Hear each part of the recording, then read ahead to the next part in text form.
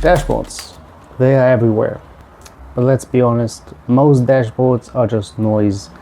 They're overcrowded and ambiguous and ultimately ineffective. Let's change that today.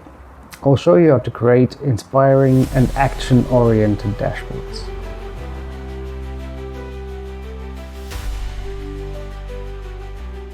An excellent dashboard functions like a compass. Rather than showing you everything, it shows you what's most important right now. It uncovers connections, patterns, and insights, but only if it's designed with intention.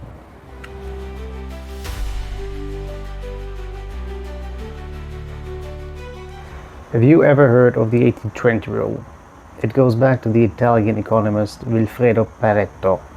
In his first book, Cours d'économie politique, he stated that 80% of the land in the Kingdom of Italy were owned by 20% of the population.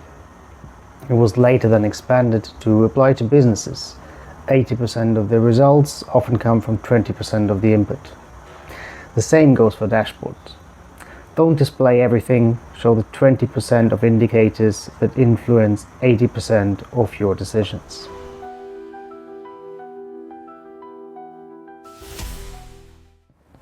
Now let us discuss about selecting a chart type. Even the best data can be misconstrued if the visuals are incorrect. Consider using bar charts instead of pie charts, especially if you have more than 3 categories. Do not apply line charts to unrelated categories. Using gauges or speedometers might look attractive, but it provides very little comparative information. Another mistake is the excessive use of unnecessary 3D charts. They might look prettier, but they don't offer more in value. So instead, choose basic, unambiguous graphics with high contrasts and labels.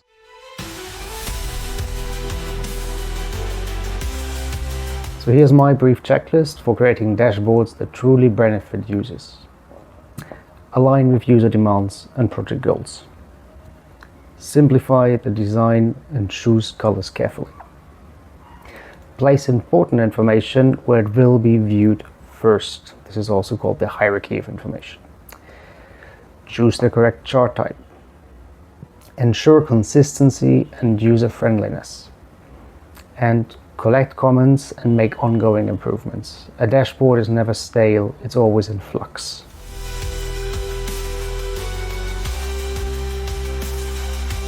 Oh, and here's a rule that every dashboard builder should be familiar with: Goodhart's law. It states that when a measure becomes a target, it's no longer a good measure.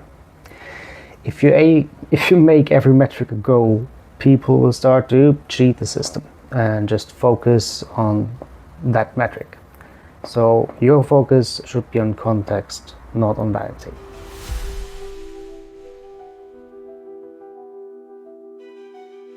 Dashboards should empower users, not overwhelm them.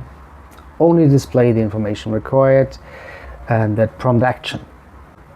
If you like this video, click the like button. If you encountered more confusing than helpful dashboards, then let me know in the comments.